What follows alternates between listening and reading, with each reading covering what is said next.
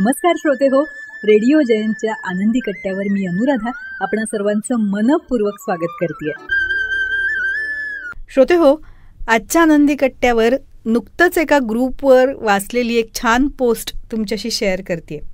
Anxiety, depression, stress, tension हे सगळं ना मनाचा गोंधळ वाढवणारं असतं आपल्या. हे जेव्हा एकदा मनावर येतं ना, तेव्हा या अंधाऱ्या गुंत्यातनं बाहेर कसं यायचं हेच कळत नाही आपल्याला. आणि तेव्हा विचार इतके तीव्र होतात ना की माणूस काहीही करू शकतो.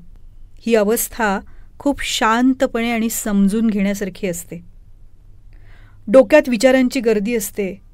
कधी एन्झायटी हळूच श्वास चोरते, कधी डिप्रेशन न बोलता गप्प बसायला लावतं.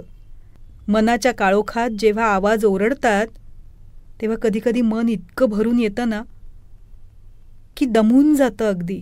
सतत डोक्यात विचार सुरू असतात, ते थांबतच नाहीत.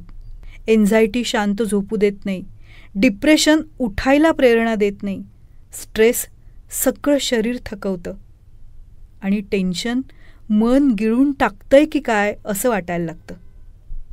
त्या विचारांचा जोर एवढा वाढतो ना की काही वेळा कधीकधी टोकाचा विचारही मनात येऊ शकतो.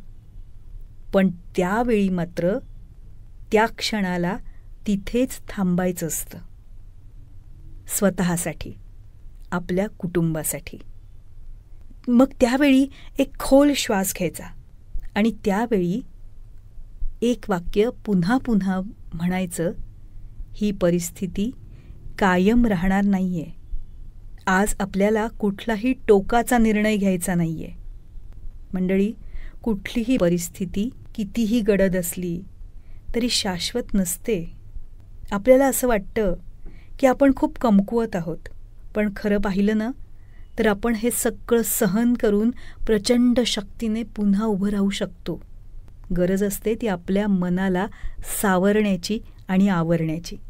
ते जमलं ना तर आपण त्यातून बाहेर यायला शिकतो, शांतपणे श्वास घ्यायला शिकतो.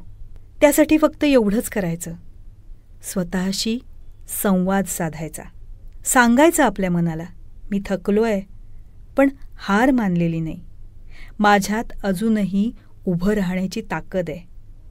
माझ्या अपयशावर मला यशानं विजय मिळवता येणारच आहे.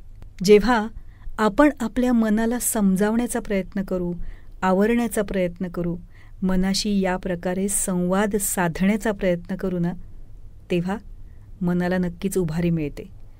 मनाला उभारी मिळाली की विचारांना चालना मिळते.